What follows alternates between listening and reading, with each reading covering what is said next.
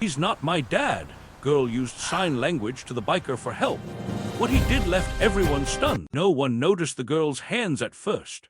Not the shoppers, not the guards, not the people walking past, but one man did. And in that quiet moment, with two small movements of her fingers, everything changed. The parking lot looked ordinary in the way places do when danger doesn't announce itself. Late afternoon lights spilled across rows of cars. Shopping carts rattled. A baby cried somewhere near the entrance. People moved with purpose, eyes down, minds already home. Nothing felt urgent. Nothing felt wrong. Daniel Cole was locking the saddlebag on his motorcycle when he saw them. A girl and a man walking side by side. At first, he barely registered them. A teenager, maybe 14 or 15.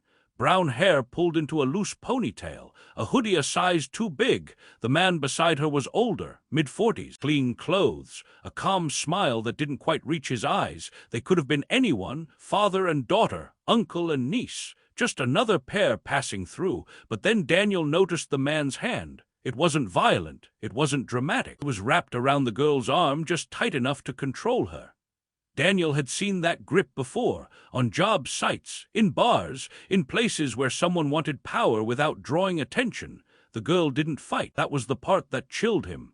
As they drew closer, the girl's eyes lifted, not to the man, to Daniel, and then her hands moved, quick, precise, almost hidden against her chest. 3 signs Daniel's breath caught. "He's not my dad." The world didn't stop, but something inside Daniel did. The man kept walking, unaware. The girl's face stayed calm, but her fingers trembled as they dropped back to her side. Daniel straightened. He didn't think about his reputation, didn't think about consequences, didn't think about whether he might be wrong. He stepped directly into their path. "Let her go," Daniel said. The man blinked, surprised. "Excuse me." The girl's body stiffened. "I said let her go," Daniel repeated, voice steady, low. The man laughed once, sharp. "Mind your business." His grip tightened. Daniel moved closer, close enough that the girl could feel his presence, close enough that the man could feel he wasn't going anywhere. Around them, people still walked, still talked, still didn't see. And in that moment, with the girl's unspoken words hanging heavy in the air, Daniel knew this wasn't just a misunderstanding. This was a test, and someone was about to fail. The man tried to pull her past him. Daniel blocked him, not aggressively, not dramatically. Just one step to the side, calm and solid, like a wall that had always been there. "Sir," Daniel said, louder now, "you need to let her go." The man's smile vanished. "She's my daughter," he snapped. "You got a problem with that?" Daniel didn't look at him. He looked at the girl. Her lips pressed together. Her eyes shook, just barely. Her hands stayed still. That was answer enough. "Then she won't mind staying while we wait for the police," Daniel said. The man froze. For half a second, panic flickered across his face. Then anger rushed in to cover it. "You touch me or her, and I'll let her go." Daniel's voice never rose. That made it worse. People were starting to slow down now. A woman with grocery bags, a teenager leaning on his car. Someone pulled out a phone. The man sensed it. His fingers loosened. And then he shoved Daniel hard in the shoulder. The girl stumbled free. The man bolted. He ran between cars, knocking into a cart, disappearing through the far exit of the lot before anyone could react. Someone yelled, someone swore. A security guard shouted into a radio, but it was over. The girl stood frozen where she was, arms hanging stiff at her sides, fingers curled inward like they were still holding words she hadn't finished saying. Daniel knelt slowly in front of her. "You're safe," he said. "He's gone." Her knees buckled. Daniel caught her before she hit the ground. She didn't cry, she didn't scream, she shook. Up close, Daniel could see how young she really was. The faint freckles across her nose, the chipped blue nail polish, the deep exhaustion in her eyes like she'd been carrying fear for too long.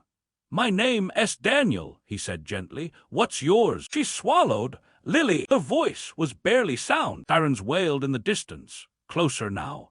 Daniel stayed where he was, one hand steady on her shoulder, the other open where she could see it. "You did the right thing," he told her. "You were brave." Lily shook her head slowly. "No," she whispered. "I was lucky." And the way she said it told Daniel everything. This hadn't been random. This had been coming. The police arrived fast. 2 cruisers, doors open, hands near belts but not on them. They asked questions. Calm ones, careful ones. Lily answered when she could. Daniel stayed beside her, translating when her words broke into signs without her noticing.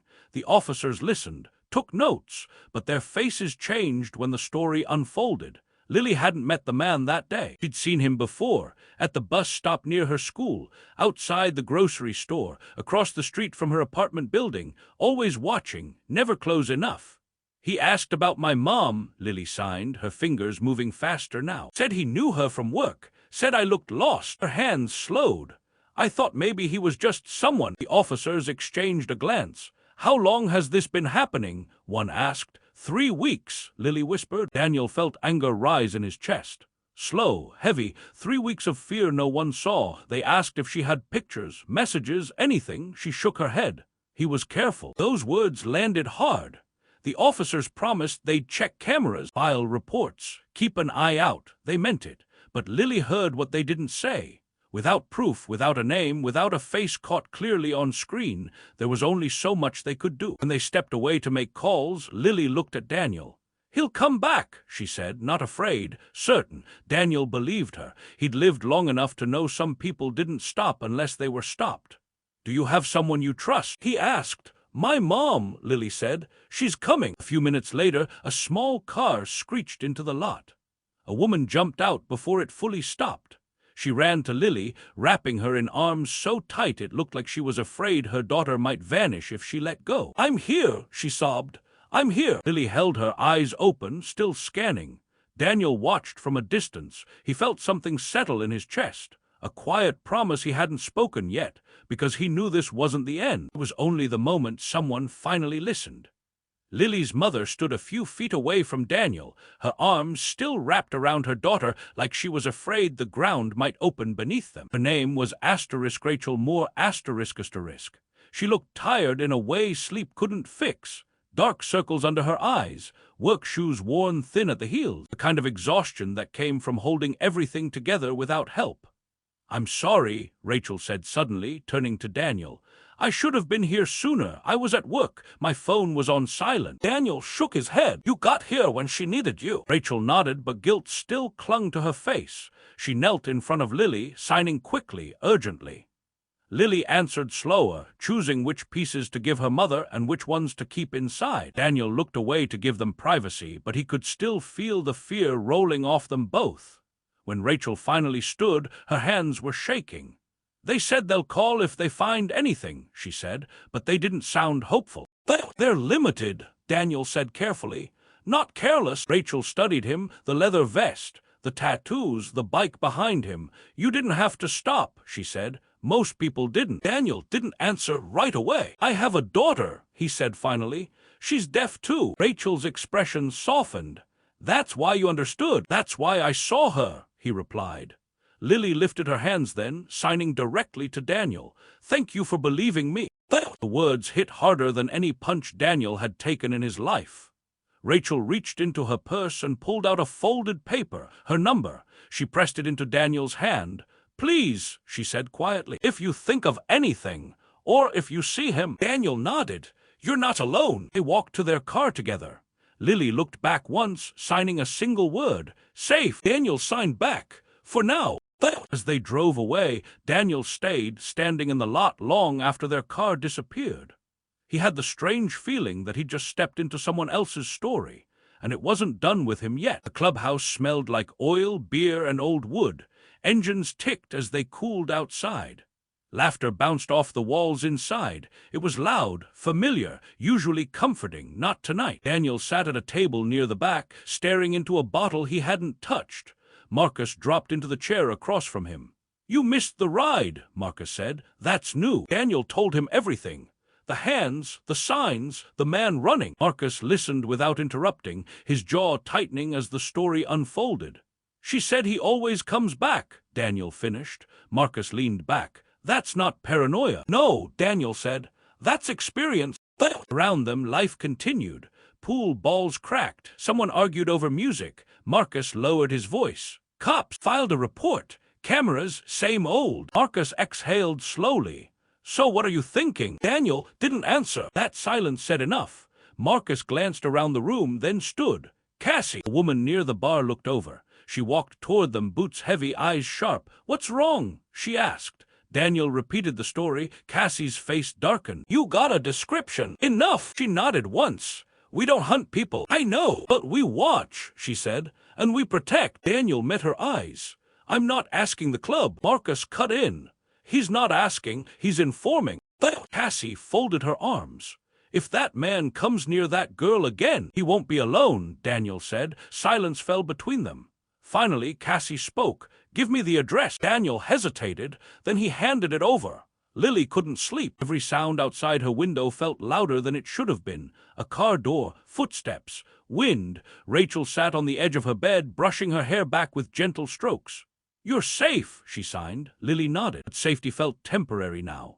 Fragile. At school, Lily watched every hallway, every reflection in glass. At night, she dreamed of hands gripping her arm. 3 days passed. Then Daniel saw him, across the street from Lily's apartment. Watching, Daniel didn't approach, he didn't react, he just memorized. The man noticed the motorcycle first. Then Daniel. Recognition flashed across his face. Fear followed. The man turned and walked away. Daniel waited 5 minutes before following, at a distance. The man kept glancing back. He knew. That night Daniel called Rachel. "He's still around," he said, "but he knows he's seen now." Rachel's voice trembled. "What do we do?" Daniel stared out at the city lights. "We don't let him think she's alone." The next time the man showed up, he didn't expect company. Lily was walking home from school with Rachel this time. Daniel's bike idled across the street. The man froze when he saw him. Daniel stepped forward slowly. "You're done," he said. The man laughed nervously. "You again? You don't own the street." "No," Daniel replied. "But I know how to protect what's on it." People were watching now. Phones out, eyes open. The man backed away. And for the first time, Lily didn't look down. She raised her hands, signed clear. Daniel didn't talk about his past much. People assumed things when they saw the bike, the vest, the scars. He let them. It was easier than explaining how a man became quiet after learning how loud loss could be. That night, after the man ran and the police lights faded into the distance, Daniel sat alone in his garage. The door half open, cold air drifting in. He stared at a small photograph taped to the wall above his workbench. A little girl, 8 years old, missing 2 front teeth, hands mid-motion. His daughter, Emily ***. She'd been born deaf. The doctors spoke carefully, like the words might break something fragile. Daniel hadn't understood the signs then, not the medical ones, not the future ones. Emily's mother left before Emily turned 3. Said she couldn't handle the silence. Daniel learned sign language the hard way. Late nights, aching hands, frustration turning into determination. He learned because Emily deserved to be heard. 2 years ago, a drunk driver ran a red light. Emily didn't die instantly. Daniel had been there, holding her, signing to her through tears she couldn't hear. "I'm here." Those were the last words he ever gave her. Since then, Daniel had lived quietly, writing, working, existing, until Lily. Her hands had brought something back from the dead, not grief, purpose. The next morning, Daniel showed up outside Lily's apartment again, not watching this time, just present. Rachel came outside, startled at first, then relieved. "I don't know how to repay you," she said. "You don't," Daniel replied. "Just keep letting her be brave." Rachel hesitated. "Would you teach her? Sign language beyond school, confidence." Daniel smiled softly. "I think she's already teaching me." Lily hated standing in front of people. She hated how they leaned in too close when she spoke, how they looked confused when she signed, how teachers sometimes spoke louder instead of clearer. But something had changed. The fear hadn't disappeared. It had moved. Daniel met her twice a week after school. They practiced signs, but also stillness, eye contact, presence. "You don't owe the world quiet," he told her. "You owe yourself truth." One afternoon, Lily came home holding a folded paper. Rachel read it slowly. A school assembly, awareness week, students sharing stories. Lily watched her mother's face carefully. "You don't have to," Rachel signed quickly. Lily nodded. "I want to." The day of the assembly, Lily stood backstage, hands shaking. Daniel sat in the back row, not close, just enough. When her name was called, the room filled with whispers. She walked to the microphone, didn't use it. She raised her hands and signed. She told them about the parking lot, about not being believed, about how danger doesn't always look loud. A teacher translated quietly beside her. "When you don't listen, Lily signed. People disappear. The room was silent. She finished with one sentence. I am still here because one person saw me. Daniel didn't clap. He pressed his hand over his mouth. For the first time since Emily, his chest hurt in a way that wasn't breaking. It was opening. 2 weeks later, the call came. They had him, another girl, another parking lot, another witness. This time, cameras caught everything. Daniel stood with Rachel and Lily outside the courthouse as officers led the man away in handcuffs. He didn't look at Lily. He couldn't. Rachel cried openly. Lily didn't. She watched. Then she signed something only Daniel saw. Finished. Daniel nodded. Yes. That night, Daniel rode his bike slowly through empty streets. No rush, no noise. At a red light, he caught his reflection in a store window. Older, softer, still standing. He realized something then. Protection wasn't about fists or fear. It was about staying. Months passed. Lily laughed more, slept better, walked taller. She started a small sign language club at school. 5 students at first, then 12. Daniel showed up when invited, sat quietly when not. On the anniversary of Emily's birthday, Daniel took Lily and Rachel to a small park. He handed Lily a tiny box. Inside was a silver bracelet, a small charm shaped like a hand. For bravery, he signed. Lily hugged him without hesitation. You're not my dad, she signed. Daniel smiled. I know. She pulled back, eyes serious. But your family. Daniel closed his eyes. Somewhere he felt Emily's hands move in memory. And this time, he answered. Change didn't arrive loudly. It slipped in through ordinary days. Lily started waking up before her alarm. She packed her bag carefully. She chose brighter clothes. Small things, but Rachel noticed them all. Fear still existed, but it no longer owned the room. Daniel never pushed his way into their lives. He showed up when asked, stayed quiet when not. Sometimes he just fixed things around the apartment, a loose cabinet hinge, a flickering light. Things Rachel had learned to ignore because survival left no space for repair. One evening, Lily sat on the floor doing homework while Daniel worked nearby. She paused, then signed, Do you miss her every day? Daniel didn't pretend not to understand. Yes, he signed back, but some days hurt differently now. Lily nodded, absorbing that. She had learned that pain didn't vanish. It changed shape when shared. At school, the sign language club grew. Teachers started learning basic signs. Students waved at Lily in the halls instead of staring. Visibility changed things. Rachel took fewer double shifts. Exhaustion loosened its grip. She laughed more freely, like she'd remembered how. One night, as Daniel prepared to leave, Rachel stopped him at the door.